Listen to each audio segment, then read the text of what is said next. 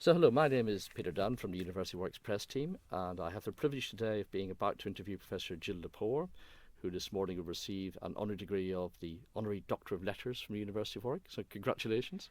Thank you very much. So you're the David Woods Kemper 41 Professor of American History at Harvard, and you're also an affiliated faculty member of Harvard Law School. You've also been elected to the American Academy of Arts and Sciences and to the American Philosophical Society. And in your spare time, you're also a staff writer at the New Yorker, and you're even writing a history of the United States, an entire history, to add to the many previous books you produce, which have garnered a vast array of honours and awards. Just looking at one of them, The Secret History of Wonder Woman, New York Times bestseller, and winner of the 2015 American History Book Prize. The Name of War, King Philip's War and the Origins of American Identity, was the winner of the Bancroft Prize, the Ralph Waldo Emerson Award, and the Berkshire Prize. So I'm absolutely making sure that's next of your books in my to-be-read pile. And you've also, your many other books, just to pick two of them, you were Time Magazine's best non-fiction book of the year for one of your books, and you were a finalist for the Pulitzer Prize, just to add tiny thing on the end. So a stunning career to date. So welcome, congratulations again. And if I can indulge myself by asking you some of my burning questions about some of your books that I have read. King Philip I'll read next, but some of the ones that I have read.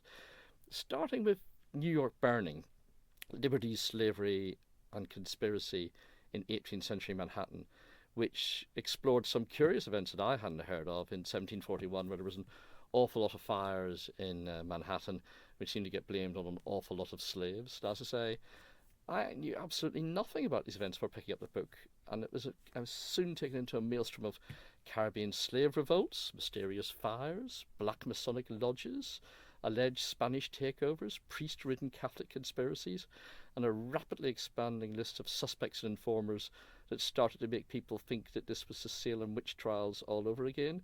So, of all these twists and turns of this period of history I knew nothing about, why is this not a major multi-part TV series? Why is this not a movie? Oh, it's a question for the ages. It is a very dramatic story, and by any measure, reasonable measure, it's so much more important than, say, the Salem witch trials, where 19 people were executed and no one was burned, and the events were very quickly repudiated. The Salem witch trials in 1692 marked an end to a certain the admissibility of evidence, which was called spectral evidence. So they were important in the history of the law, but the 1741 slave rebellion in New York, 13 men were burned at the stake, black men were burned at the stake, 17 more were hanged. Pretty much every adult black man in New York City was thrown into the dungeon in the basement of City Hall and interrogated for months. And just epically is more important because it transformed how New Yorkers understood slavery. New York, Americans like to imagine that slavery was really only in the American South, Yes. and the deeper South, the better from the vantage of New Englanders and New Yorkers. It's kind of erasure from our historical memory that there even was slavery in New England and in New York. But New York, 1 in 5 New Yorkers was a slave in the 18th century. So I guess I could answer to you why I think it is that the event was very quickly forgotten and erased from the historical record in many ways after it happened. That doesn't answer the question that why not now? Yes. Are we not engaged in considering this? Why its dramatic potential isn't available to us in some ways. There was a big controversy this year in the U.S. over this film about Nate Turner's revolt in 1831. Birth of a Nation is the name of the film. I kind of call back to D.W. Griffith's Birth of a Nation, kind of reclaiming of that title. And the film it's a similar event. It's quite gruesome. But I saw the film at the Sundance Film Festival last winter, and there were incredible expectations for it. Sort of finally someone is telling the story about slave rebellion and slave conspiracy and its central place in American political history in particular, not just to the history of slavery, but to the history of American politics. Like, this is how our politics works, and this is where its origins lie. And the film, I don't know if this story was reported here, but the filmmaker was much maligned for earlier. I think he was convicted, and then later he was convicted. There was a rape conviction when he was an undergraduate, and the film just kind of disappeared. And surely that was a lot about the director and his personal backstory. But I think too, people really don't want to hear those stories. I remember when New York Burning came out, I thought people would really read it and talk about it. And my editor said, no one really likes such a sad story. I think it's a terrible ending. Well, this Salem Witchcraft has a terrible ending too, but that's not enough, right? Yes. There's something deeper about our resistance to those tales. It is staggering in a period of Black Lives Matter and all this, so people aren't going back and saying this happened. And to be clear from your telling of it, while some of them may have been petty criminals, there was no slave revolt. It was entirely in the imagination of those people around, and all these people died needlessly. It was completely in the imagination of both those in authority and the people giving evidence. Yeah, but what's so interesting about that is why did they imagine that? Why was that the looming plot of all in the imaginations of English and Scottish colonists in New York and the Dutch as well in the 1740s? Because there were slave rebellions in the Caribbean all the time, and they were reported. Lots, yes. Yeah, and because there was an opposition political party that was formed in New York in the 1730s. There's a colonist opposing the royally appointed governor, and so there was a kind of drawing of a line in the sand about what kind of opposition to our political arrangements are we willing to tolerate and what are we not. Well, we'll kind of almost tolerate an oppositional political party.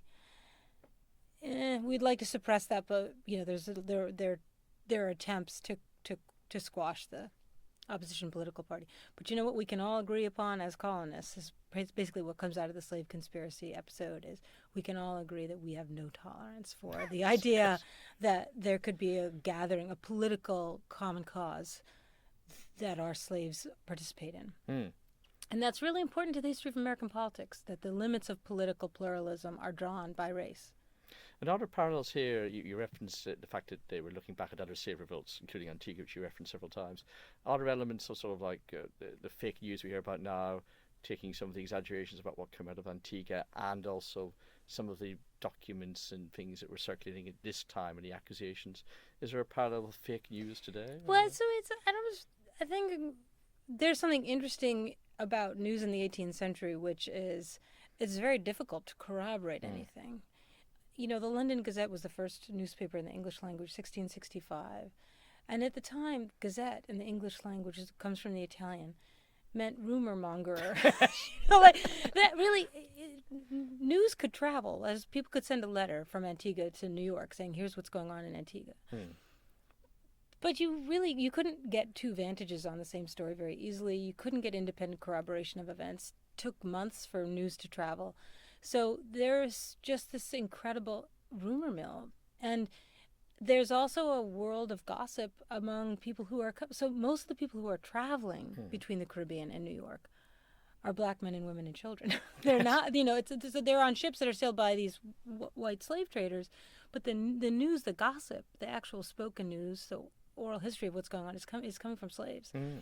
So there's a great deal of uncertainty about what can we know. And who can we trust? And that is, of course, a pervasive problem with the contemporary moment as well here. But it's the scarcity of information then, rather than the overabundance of it here. So to take you, a very strange contrast from slave revolts to the secret history of Wonder Woman. Now, I must admit, I'm more of a Marvel than a DC fan, so that was what I grew up with, and I could see the Marvel movies. But nonetheless, I picked up the book and I thought, well, it's by a fine historian, so it should be an interesting read. But it wasn't an interesting read. It was a jaw-dropping read. I turned every page and thought, what? What? You had Wonder Woman's creator, Dr. William Moulton Marston, turns out to be the actual inventor of an early lie detector, which he then uses obsessively in the Wonder Woman plots. His home life includes several kids in the household who don't know that Marston's actually their father. And this is due to the complication that he has both in the household a wife and a supposed secretary come housekeeper, Olive Richard, who's actually not only his living girlfriend, but who also regularly and suspiciously wears some rather heavy bracelets quite often, which seems to make her a potential model for Wonder Woman.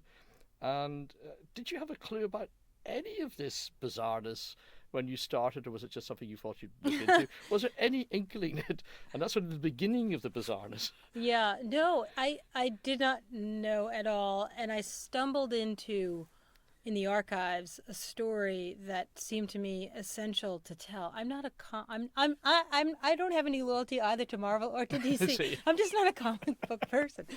I mean, I've seen every one of these movies because of my kids, and I have a kind of cultural critics fascination with our fascination with this superheroic age. That's really the extent of it. But I happen to be, so a lot of my work is about the historical record and its asymmetrical nature. So why do we know so much about some things and so little about other things, and so much about some people, and what can we do about that? And I was interested in the history of the lie detector because it's a technology of evidence, and I'm really interested in technologies that attempt to gather evidence and to prove claims. So I was writing a long paper for the Yale Law School. They have like this legal history workshop, and I said, I'll run a history about the law. I run a history of the lie detector. So I started reading about this Martian guy, and he was difficult to research because usually when writing about an individual, the first thing you want to do is find their papers, and I couldn't find his papers. They're clearly still in family hands. Yes.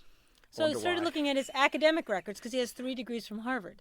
So as a faculty member, I can go just pull his files. You know, he had an undergraduate degree, a PhD in psychology, and a law degree from Harvard.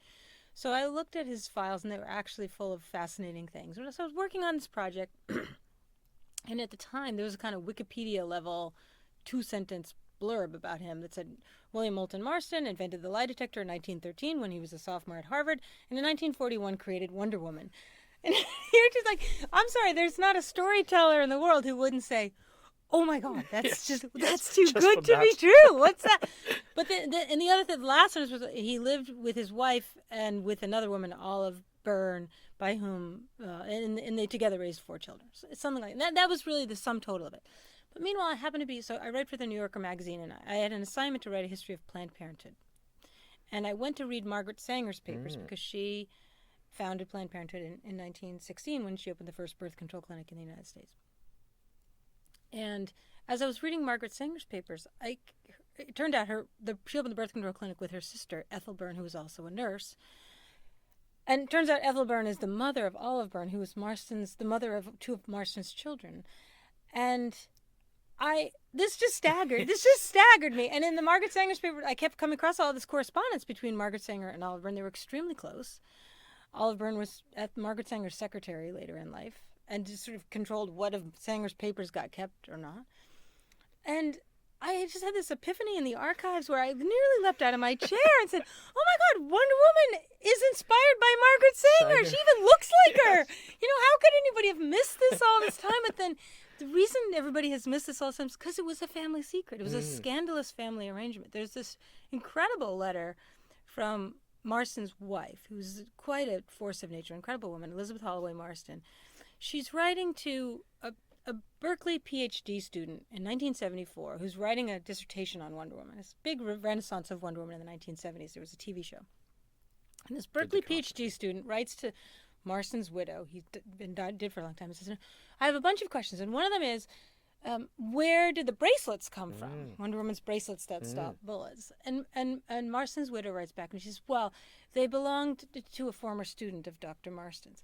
Now, that former student of Dr. Marston's was Olive Byrne, who indeed had been an undergraduate of his at Tufts University in 1923 and had been living with Elizabeth Holloway at that point for 50 years. They were inseparable, the 2 women. After Marston died, they lived together until their deaths.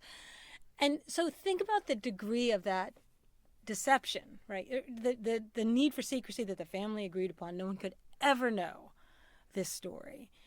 And it was really only the generosity of the Marston family that when I went, I approached them and said, I'd really like to tell this story. Do you have any family papers? And it turns out they have incredible photographs and Olive Byrne's diaries and her memoirs and Elizabeth Holloway Marston's diaries and just this incredible trove of material that no one had seen because they were very protective of the family story. It had been very difficult, I think, in many ways. I can see that. And you mentioned the Sanger and who set up the first contraceptive family planning organization in the United States. You mentioned that family connection. What struck me, and it certainly must have struck you, is this bizarre dichotomy that here was Marston putting himself across as an uber feminist, constantly insisting to the comic editors that Wonder Woman was an example of women's liberation, feminism. He had his own family connections to that movement as well. Yet he also, at the same time, constantly badgers his comic editors with the fact that Wonder Woman has to wear very skimpy clothes and she must constantly be in bondage almost every second panel, which gets the comics people into trouble with the Catholic Church and brings down the comic censorship laws onto comics, and one of the major contributors to that. How did you cope with this dichotomy of the family being at the centre of feminism, women's liberation, and yet Marston portraying the character in that way? He even gets upset when people dilute the character later on when he's taken off it and makes her more fawning to men. So how did you cope with this dichotomy? I tried very hard to understand how Marston understood that problem because there are two explanations that he gives when he's asked by his editor, essentially, to stop tying Wonder Woman up in every single episode. And he says, well, obviously I have to do that because the whole comic book is an allegory for the emancipation of women. And she has to be in bondage because she must free herself in the next panel after she's tied up in order to demonstrate that women must emancipate themselves. And when he says that, you might say, oh, come on, it's just kinky. Well, but no, because the suffrage movement and the birth control movement alike both used bondage, chains, balls and chains, women tied up as the iconography of their movement. And they borrowed that from the abolitionist movement. As you know, both in the UK and in the US, the abolitionist movement was all about depicting black men in chains, begging for their emancipation on a bended knee. And women who had been involved in the abolitionist movement in both countries very much took on that visual iconography and also the political theater. So, Emmeline Pankhurst chained herself to the gates outside 10 Downing Street and had to have the chains sawed off when she was dragged away. American suffragists inspired by Pankhurst chained themselves to the gates outside the White House. Marston, when he was growing up, and his wife, when she was growing up, this was the most exciting political movement around, was the suffrage movement.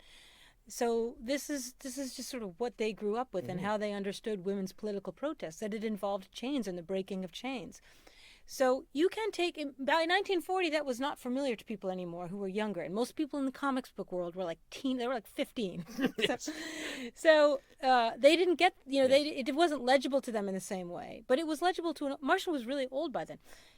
So on the one hand, you got to take him seriously. On the other hand, come on. I mean, that doesn't explain the kinky boots. And why does she have to wear underwear? And, why does she wear the red bustier? Like, none of the rest of it is explained by that. She comes out of porn. I mean, and Marston was a great believer in pornography. He wrote for Esquire magazine, which was the closest to kind of men's erotica magazine at the time, had these airbrushed centerfolds. And the artist who drew Wonder Woman was very much inspired by that. Marston was really, he had written a bit about pornography. Like, he really believed that it was important. And there you could say, okay, this is exploitative and sexually exploitative of women. Or you might say, in our today's parlance, and this is generally called sex-positive feminism, the kind of Lady Gaga, Beyonce, like that this sort of strut around, kind of Madonna forward, a certain kind of I own my body and, screw you. Yeah. This is a source of my power. I myself, I'm sure generational. I don't actually find that compelling. Like I sort of, all right, I don't think women have an insufficient amount of sexual power. I actually think we have an insufficient amount of economic and political power, but I'm not really buying the argument that like, we really want to be out there. I mean, I respect that work a lot. I mean, but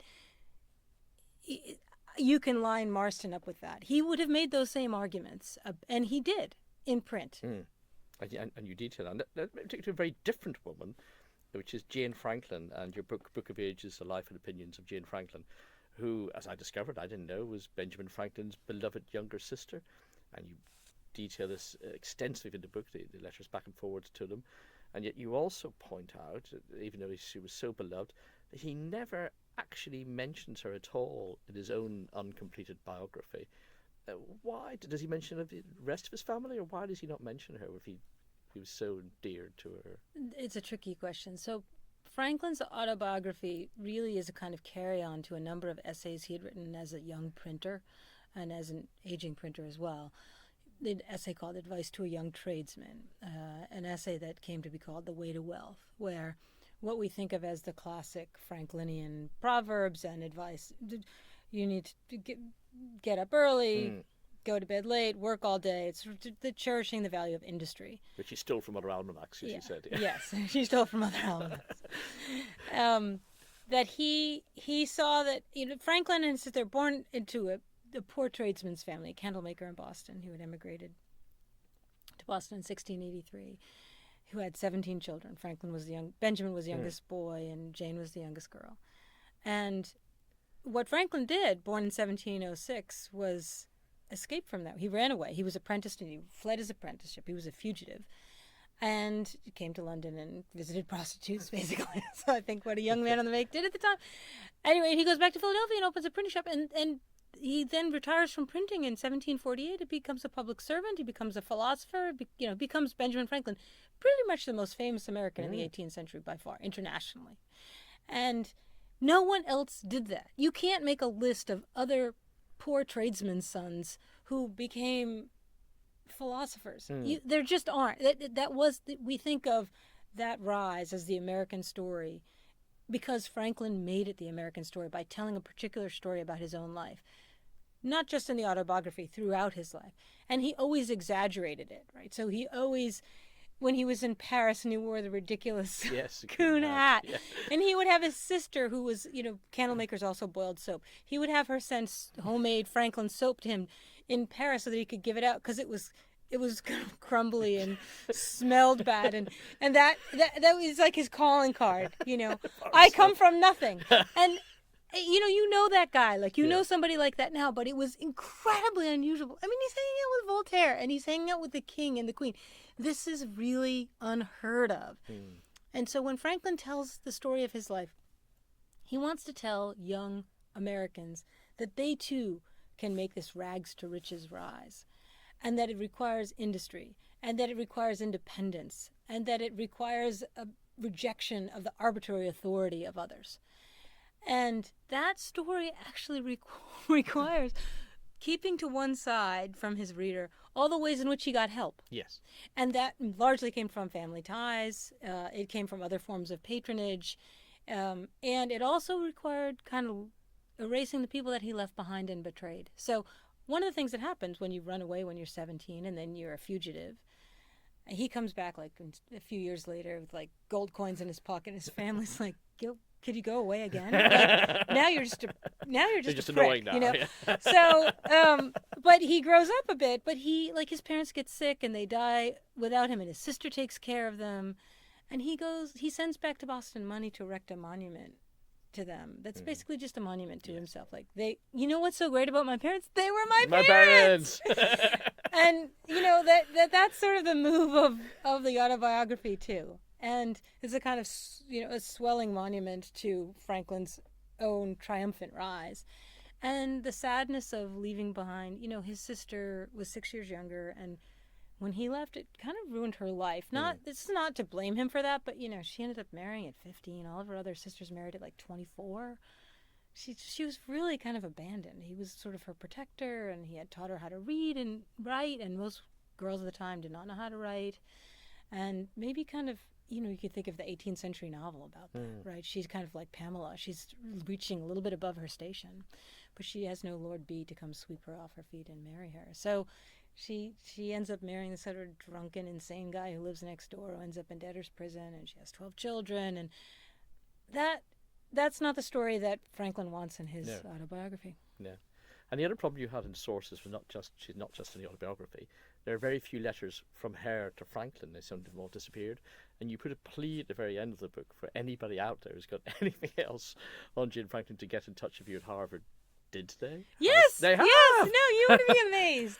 There's not a thing that I write where I don't hear from somebody who has something. Like pretty much every New Yorker essay I write, I'm always regretting that. I wish there was some way to go back in time and use the material that comes to me afterward. But yeah, no, a number of people have sent me photocopies of Jane Franklin letters that they have in private collections. Most of them are from the very end of her life, which is much better documented. So they don't change the story, but it's delightful to know that they're out there. I wish they were in public hands and not in private hands, but it's nice to know that people have followed her story. So we're being pushed, I think, to go to the ceremony to actually pick up your degree. So one very last question, very last quick answer, I hope. Other than our mothers encouraging us, why should any of us study history or look at these topics or bring them back to the fore again? Why should we study history? Well, I don't think you can really understand how we got to where we are without studying the past. And I don't think that people need to study it exhaustively. We don't need a whole lot more historians in the world, but we need everybody to be more historically minded. Thank you. Thank you very much for that. Now, sadly, we have to stop because I must get you back to your ceremony to receive your degree. So again, congratulations, Professor Lepore, on your award. Thank you.